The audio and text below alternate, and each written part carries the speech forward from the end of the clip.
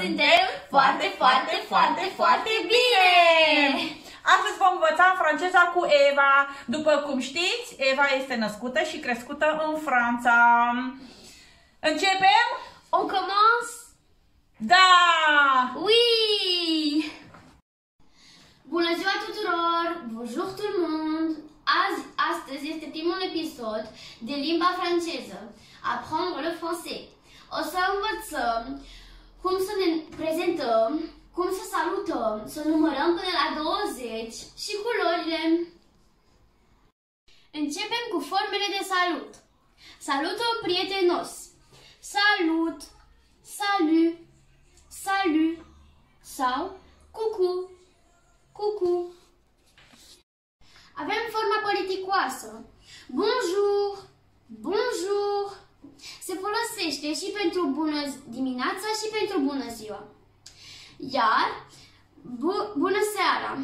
Bonsoir, bonsoir. Apoi noapte bună. Bonne nuit, bonne nuit. Salutul de despărțire.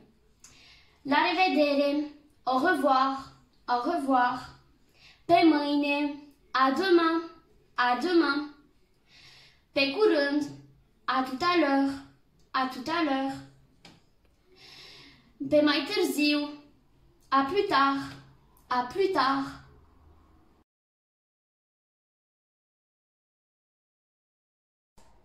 Cum ne prezentăm? Salut, je m'appelle Eva. Salut, mă numesc Eva.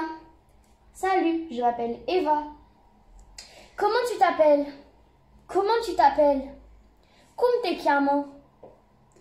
Salut, je m'appelle Anne-Marie. Salut, mă numesc Anne-Marie. Salut, je m'appelle Anne-Marie. Bonjour madame, comment vous vous appelez? Bonjour madame, comment vous vous appelez? Bună ziua doamnă, cum vă numiți? Bonjour, je m'appelle Anne-Marie. Bonjour, je m'appelle Anne-Marie. Bună ziua, mă numesc Anne-Marie. Et vous? Et vous?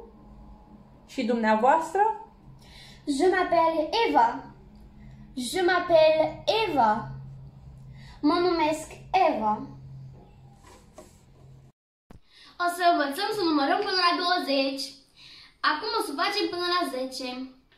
0, 0, 1, 1, 2, 2, 3, 3, 4, 4, 5, 5, 6, 6, 7, 7, 8, 8, 9, 9, 10, 10. Acum o să facem doar în franceză.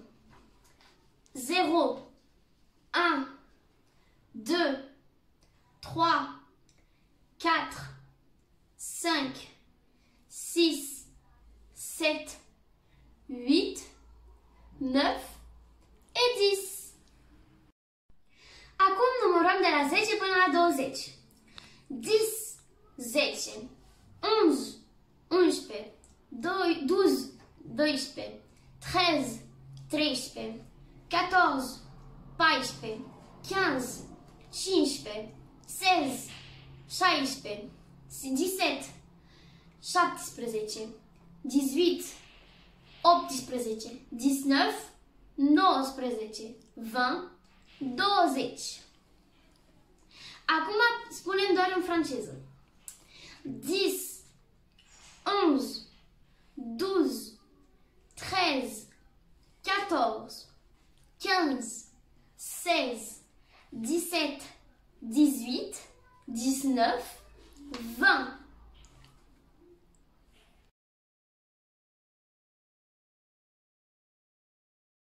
Învățăm culorile! Culorile! Sunteți gata?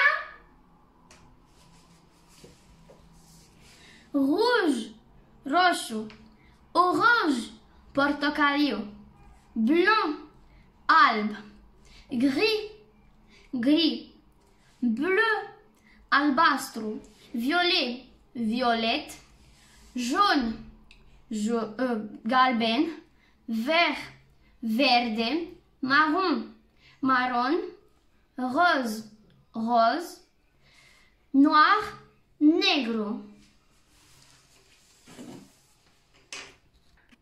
Și acum numai în franceză. Rouge, orange, blanc, gris, bleu, violet, jaune, vert, marron, rose, noir.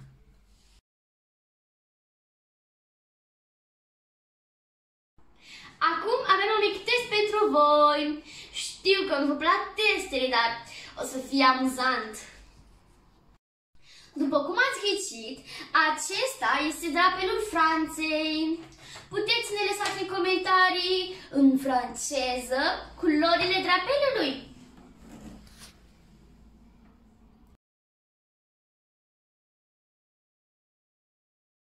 Aceasta a fost prima noastră lecție de franceză.